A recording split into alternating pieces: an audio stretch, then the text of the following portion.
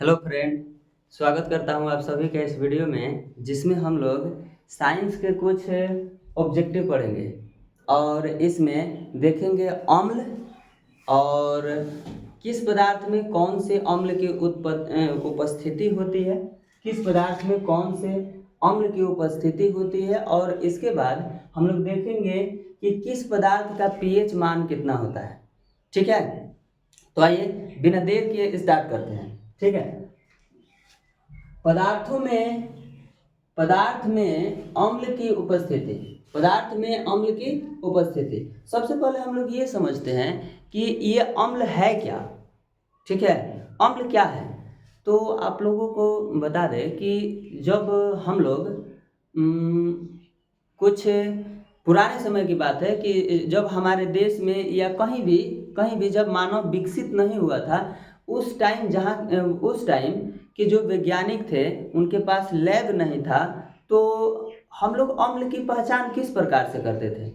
अम्ल की पहचान हम लोग स्वाद के रूप में खा लेते थे और खाने के बाद पता चलता था क्या कि अम्ल, यानी खाने के बाद खट्टा लगा तो वो अम्ल है, और अगर कड़वा लग गया तो वो क्या है, भस्म है यानी क्षार है। उसको हम लोग क्या बोलते हैं, क्षार है। धीरे धीरे समय बदलता गया, मानव विकसित होता गया और धीरे धीरे हम लोग बहुत ज़्यादा जब विकसित हो गए तो वैज्ञानिकों के पास क्या मिलने लगा, लैब हो गया। वो चीज़ों को परीक्षण करने लगे, जांच करने लगे और जांच करके उनको तब पता चला कि अम्ल सिर्फ स्वाद में खट्टा ही होने पर इसका ये नहीं होता है। ठीक है, अम्ल का कुछ और भी गुण होता है। तो अब एक वैज्ञानिक आए, सोरेनसन नामक वैज्ञानिक, उन्होंने बोला कि अम्ल उनके अनुसार, अगर अम्ल का परिभाषा देखा जाए सोरेनसन नामक वैज्ञानिक के अनुसार, तो उन्होंने बोला कि अम्ल उस पदार्थ को कहते हैं जो जल में घुलकर अधिक मात्रा में हाइड्रोजन आयन देता हो। जल में घुलेगा, अम्ल जल में घुलेगा तो हाइड्रोजन आयन देगा। ठीक है, तो उसे हम लोग क्या बोलेंगे, अम्ल बोलेंगे। इसके बाद उन्होंने भस्म का क्या परिभाषा दिया कि भस्म उस पदार्थ को कहते हैं, भस्म उस पदार्थ को कहते हैं जो जल में घुलकर हाइड्रा ऑक्साइड आयन दे। जल में घुलकर क्या दे, हाइड्रा ऑक्साइड आयन दे, तो उसे हम लोग भस्म बोलेंगे। ठीक है, तो ये उस समय की बात है। अच्छा, भस्म और क्षार में कुछ खास फर्क नहीं होता है। भस्म और क्षार में कुछ खास फर्क नहीं होता है। ठीक है, भस्म और क्षार में कोई खास फर्क नहीं होता है। भस्म हम लोग उसे बोलेंगे जो कि सूखा हो। ठीक है, जो सूखा हो, और क्षार उसी, अगर भस्म में हम लोग जल मिला दे तो वो क्या कहलाएगा, क्षार। यानी भस्म के जलीय विलयन क्या कहलाता है, क्षार कहलाता है। भस्म में अगर हम जल मिला दे तो वो क्षार हो जाता है। ठीक है, तो हम लोग देखते हैं कुछ पदार्थ और उसके उपस्थिति की, उसमें कौन कौन से पदार्थ में कौन से अम्ल उपस्थित होता है। ठीक है, देखिए, संतरा व नींबू रस, संतरा और नींबू रस, संतरा और नींबू रस में कौन सा अम्ल पाया जाता है, तो ये होता है सिट्रिक अम्ल। कौन सा अम्ल, सिट्रिक अम्ल। और आंवला में भी उपस्थित होता है, और खास तौर पे जो भी कच्चे पदार्थ होते हैं, कच्चा फल, उसमें सिट्रिक अम्ल होता है। ठीक है, आगे क्या है, आगे हमारे पास सेब। सेब में कौन सा अम्ल पाया जाता है, सेब में मैलिक अम्ल, सेब में मैलिक अम्ल। ठीक है, इसके बाद इमली में कौन सा अम्ल पाया जाता है, टार्टेरिक अम्ल। इमली में टार्टेरिक अम्ल, और अंगूर में भी टार्टेरिक अम्ल ही पाया जाता है। इसके बाद क्या है, सिरका में कौन सा अम्ल, एसिटिक अम्ल। सिरका में एसिटिक अम्ल, जो कि सिरका हम लोग 8 से 10% एसिटिक अम्ल को हम लोग सिरका बोलते हैं।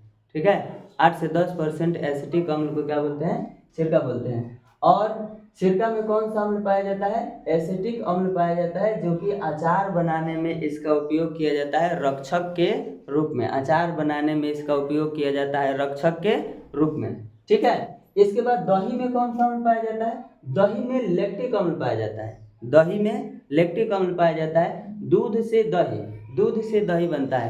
और आपका जो दही बनता है तो वो किस जीवाणु के कारण बनता है? दही में कौन सा जीवाणु पाया जाता है? लैक्टोबैसिलस। कौन सा जीवाणु? लैक्टोबैसिलस जीवाणु के कारण दूध दही में बदल जाता है। ठीक है, लैक्टोबैसिलस जीवाणु याद रहेगा। ठीक है, आगे बढ़ते हैं। देखिए टमाटर में ऑक्जेलिक अम्ल, टमाटर में कौन सा अम्ल? ऑक्जेलिक अम्ल। इसके बाद चाय में टैनिक अम्ल, चाय में कौन सा अम्ल? टैनिक अम्ल। इसके बाद अमाशय रस, अमाशय मतलब जो हमारे शरीर के अंदर पेट जो है वो अमाशय होता है, और अमाशय में वैसे बहुत सारी ग्रंथियाँ होता है। ठीक है, पाचन तंत्र में बहुत सारी ग्रंथियाँ होता है। पाचन की क्रिया मुख से शुरू होता है, लेकिन हम लोग ये देखते हैं कि अमाशय जो है, अमाशय का स्राव, अमाशय में हाइड्रोक्लोरिक अम्ल का स्राव होता है। अमाशय में हाइड्रोक्लोरिक अम्ल का स्राव होता है, और इसका पीएच मान यहाँ हम लिखे हैं इधर, इसका पीएच मान लगभग 1.0 के आसपास में होता है। ठीक है, और ये बहुत प्रबल होता है। पेट को ये हानि भी पहुंचाता है। ठीक है, पेट को हानि भी पहुंचाता है। कब? जब आप अधिक समय तक भूखे रह जाइएगा, और इसके बाद, लेकिन अगर आप भूखे रह गए तो पेट खाली हो गया। अगर पेट खाली हुआ, इसका मतलब तो ये नहीं कि पेट खाली हो गया तो हाइड्रोक्लोरिक अम्ल का स्राव नहीं होगा, होबे करेगा ना। लेकिन इसमें और भी एक चीज, अमाशय से दो चीज़ें स्रावित होती है। एक चिकना म्यूकस होता है जो कि अमाशय की दीवारों को क्या करता है? सुरक्षा पहुंचाता है। लेकिन जब आप भूखे रहते हैं तो हाइड्रोक्लोरिक अम्ल का स्राव अधिक होने लगता है, और अधिक होने के बाद वो और म्यूकस का स्राव कम हो जाता है, जो कि अमाशय की दीवार को क्या करता है? हाइड्रोक्लोरिक अम्ल हानि पहुंचाने लगता है। और इसके बाद अमाशय की दीवार में गड्ढा टाइप का वो मतलब कि घाव जैसा बन जाता है, और उस घाव को हम लोग बोलते हैं अल्सर। ठीक है, अल्सर घाव हो जाता है अमाशय में। वो एक प्रकार का रोग है, इसको बोलते हैं पेप्टिक अल्सर। अगर अमाशय में हाइड्रोक्लोरिक अम्ल का स्राव अधिक होगा तो उस टाइम में अगर बहुत दिनों तक ये प्रक्रिया चलते रह गया तो गड्ढा टाइप के अमाशय के दीवार में बनेगा, और बनने के बाद आप अल्सर का शिकार हो जाइएगा, और आप कोई भी चीज़ खाइएगा तो पचेगा नहीं। ठीक है, इसलिए आप लोग भूखे कम रहा कीजिए, टाइम से खाइए। टाइम से खाने से सबका संतुलन बना रहेगा और किसी भी प्रकार का कोई प्रॉब्लम नहीं होगा। ठीक, तो अमाशय में कौन सा अम्ल, अमाशय रस में कौन सा अम्ल पाया जाता है? हाइड्रोक्लोरिक अम्ल, जिसका सूत्र होता है HCl। विटामिन सी में कौन सा अम्ल पाया जाता है? एस्कॉर्बिक अम्ल। विटामिन सी में कौन सा अम्ल? एस्कॉर्बिक अम्ल। लाल चींटी के डंक में मतलब चींटी काटती है ना, तो काटने के बाद क्या होता है, हम लोग को जो लहर जलन सा उत्पन्न होता है, जो ये स्किन होता है इसमें जलन सा उत्पन्न होता है। तो जो चींटी का डंक होता है ना, उसके डंक में वो क्या करती है, अंदर चुभा देती है डंक, और डंक चुभा करके, और इसके बाद हमारे शरीर में वो कौन सा अम्ल छोड़ती है? एस्कॉर्बिक अम्ल छोड़ती है। कौन सा अम्ल? एस्कॉर्बिक अम्ल छोड़ती है। और छोड़ने के बाद वही अम्ल जलन का एहसास कराता है। वही अम्ल कौन सा? जलन का एहसास कराता है। तो लाल चींटी के डंक में कौन सा अम्ल पाया जाता है? लाल चींटी के डंक में फॉर्मिक अम्ल पाया जाता है। फॉर्मिक अम्ल शरीर में जाता है और जलन का एहसास कराता है। ठीक है, इसके बाद सोडा वाटर में कौन सा अम्ल? कार्बोनिक अम्ल होता है। सोडा वाटर जो आप लोग पीते हैं ना, वही सोडा वाटर में पता है क्या होता है? सोडा वाटर की प्रक्रिया इतना सरल नहीं है। उच्च दाब पर उसमें कार्बन डाइऑक्साइड को घुलाया जाता है। ठीक है, उच्च दाब पर कार्बन डाइऑक्साइड को घुलाया जाता है। आप ऐसे अगर हिला करके सोडा वाटर के बोतल को खोल दीजिएगा तो उसका पूरा पानी क्या हो जाएगा, जितना भी उसमें द्रव है वो सारा बुलबुला बन के और ऐसे निकल जाएगा। क्यों? क्योंकि आप समझ रहे हैं, उच्च दाब पर कार्बन डाइऑक्साइड CO2 को घुलाया जाता है उसमें, और आप जैसे ही हिलाइएगा तो जितना भी पानी होगा, पानी के कण, जितना भी उसमें द्रव के कण है वो CO2 में घुल जाएगा। CO2 में क्या होगा, घुलेगा और घुलने के बाद सभी पानी के बुलबुला के साथ बाहर होकर के निकल जाएगा। ठीक है, ये होता है। तो अब हम लोग कुछ पदार्थों का pH मान देख लेते हैं। अब ये pH मान क्या है जी, क्या बोला है pH मान देखिए, pH मान जैसे कि पदार्थ कोई अम्लीय है, क्षारीय है, तो कौन पदार्थ कितना अम्लीय है और कौन पदार्थ कितना क्षारीय है, ये तो हमें पता होना चाहिए ना। मान लीजिए कि कोई भी पदार्थ कोई कम खट्टा लगता है, कोई ज़्यादा खट्टा लगता है, तो कम खट्टा क्यों लगता है, ज़्यादा खट्टा क्यों लगता है, कोई पदार्थ कम कड़वा लगता है, कोई पदार्थ ज़्यादा कड़वा लगता है, तो इसके पीछे कोई रीजन होगा ना। तो 1909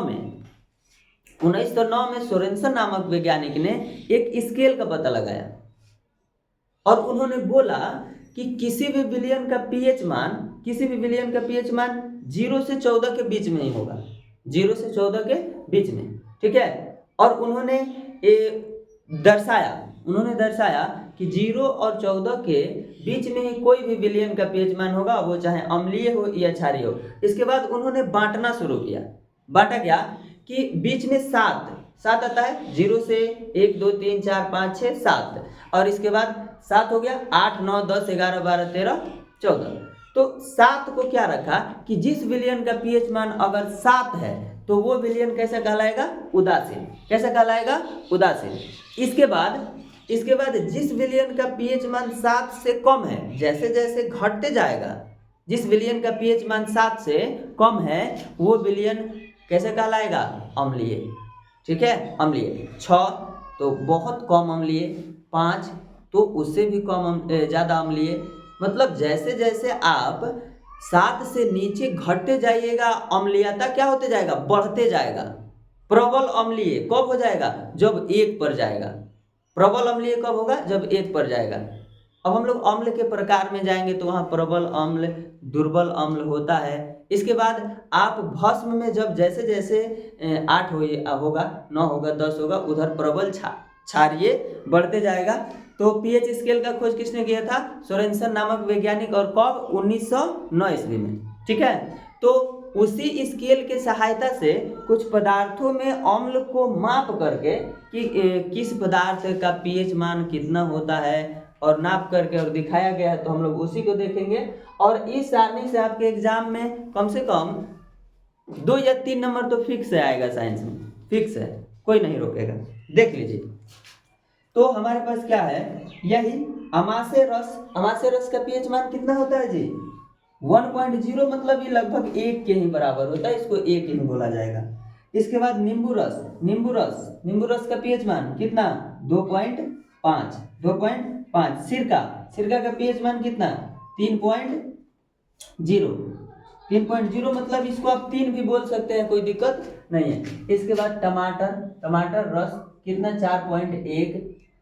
इसके बाद पसीना का कितना होता है, 4.5। अब एक बात समझिएगा कि यहाँ पर ये सभी देखिए, हम अभी बताएं कि जैसे जैसे हम लोग बढ़ेंगे किधर, एक के ओर, तो वो प्रबल अम्लीय कहलाता है। एक की ओर हम जैसे बढ़ेंगे वो क्या कहलाएगा, प्रबल अम्लीय कहलाएगा। तो इस परिस्थिति में देखिए, ये प्रबल अम्लीय है और इससे कम प्रबल कौन है, ये है, इस हाइड्रोक्लोरिक अम्ल प्रबल है, और इसकी तुलना में नींबू रस क्या है, नींबू रस दुर्बल है। इसमें अम्ल का गुण ये सबसे ज्यादा खट्टा लगेगा और ये सबसे कम खट्टा, इससे कम खट्टा लगेगा ये। ठीक है, ऐसा होता है। इसके बाद सिरका 3, इससे भी कम, ये 2.5 है तो ये 3 है। मतलब आप एक के साइड में आप 1 2 3 4 5 6 7 8 नहीं 7 तो उदासीन हो जाएगा, 7 से नीचे 6। आप जैसे जैसे ऊपर बढ़िएगा अम्लीयता घटेगा, या फिर आप 6 होइएगा, 5 होइएगा, तो इधर इस सीक्वेंस में जब आप नीचे आइएगा तो अम्लीयता बढ़ेगा, और 1 से जब आप ऊपर जाइएगा तो अम्लीयता घटेगा। ऐसा होता है। ठीक है, अब देखिए टमाटर 4.1, इसके बाद पसीना, पसीना कितना है 4.5, अम्ल वर्षा 5.6, अम्ल वर्षा का कितना 5.6, पेशाब कितना, पेशाब 6.0 मतलब ये लगभग 6 के बराबर होता है। ठीक है, पेशाब में यूरिया उपस्थित होता है। पेशाब का पीला रंग क्यों होता है जी? पेशाब का पीला रंग क्यों होता है? यूरोक्रोम के कारण होता है। किसके कारण? यूरोक्रोम के कारण। इसके बाद दूध का पीएच मान कितना होता है? दूध का पीएच मान 6.5 होता है। इसके बाद शुद्ध जल, देखिए शुद्ध जल का पीएच मान 7 दिया है। शुद्ध जल का पीएच मान 7 होता है। क्यों? क्योंकि शुद्ध जल उदासीन होता है, शुद्ध जल। ठीक है, वर्षा जल, वर्षा में अम्ल की मात्रा उपस्थित होता है, इसलिए वर्षा जल को अम्ल वर्षा कहा जाता है। जब बारिश बहुत दिनों के बाद पड़ता है ना, तो बारिश जब बहुत दिनों के बाद पड़ेगा तो उसमें अम्ल की मात्रा उपस्थित होता है, और वही क्या होता है? अम्ल वर्षा होता है। उससे बहुत सारा हानि भी होता है, बहुत सारा हानि होता है। जैसे कि मछली, अब बारिश पड़ेगा तो सभी जगह पर पड़ेगा, तालाब ये सब में बारिश पड़ा, अम्लीयता अधिक हो गया तो मछली सब मर के ऊपर आ जाएगी, अम्ल को सह नहीं पाएंगे। इसके बाद मिट्टी अम्लीय हो जाएगा, जिसके कारण पौधे संतोषजनक वृद्धि नहीं करेंगे और फसल खराब हो जाएगा। अम्ल वर्षा से हानि होता है। ठीक है, ऐसा होता है। अब देखिए आंसू का पीएच मान कितना है? 7.3, और खून का पीएच मान कितना है? खून का 7.4। ठीक है, तो देखिए 7 ये दोनों को याद करना बहुत आसान है। 7 तो आसान ही है, 7 तो दोनों में है, आंसू और खून। अब यहाँ पर याद रखिए कि अगर 4 लोग 7.4, अगर 4 लोग खून देंगे तो 3 आदमी को आंसू नहीं आएगा। 4 लोग अगर खून देंगे तो 3 आदमी को आंसू नहीं आएगा। मतलब 7 तो दोनों में है ही, 0.3 और 0.4, मतलब 4 आदमी किसी को खून देंगे तो उसका जीवन बचेगा और 3 आदमी को आंसू नहीं आएगा। ऐसा याद रखिएगा कि 7.3 और 7.4 होता है। इसके बाद पीत रस का कितना होता है? पीत, जो कि हमारे पेट में ही स्राव होता है पीत का, तो ये हो गया 7.5 से 8.5 तक, 8.8 तक। इसके बाद चूना जल 11 है, 11.0, 11 के बराबर ही होगा। इसके बाद शराब का पीएच मान 2.8 होता है। शराब का पीएच मान 2.8 होता है। ठीक है, और ये भी अम्लीय होता है, ये भी अम्लीय। इसके बाद ये क्या है? मछली का पीएच मान 6.6 से 6.8 के आसपास होता है, 6.6 से 6.8। इसके बाद आम का पीएच मान 5.8 से 6, 5.8 से 6 हो जाता है। कॉफी का पीएच मान 5 होता है, कॉफी का पीएच मान 5 होता है। शैम्पू जो आप लोग लगाते हैं वो कितना? 7 से 10 होता है, 7 से 10, मतलब शैम्पू क्या है? कभी उदासीन होता है, और उदासीन और ये क्षारीय रहता है। बाल कैसा होता है? बाल में जो हम लोग शैम्पू लगाते हैं वो कैसा? 7 से 10, या तो उदासीन होगा और नहीं तो उधर जाएगा तो क्या बन जाएगा? क्षारीय। क्या बनेगा? क्षारीय बन जाएगा।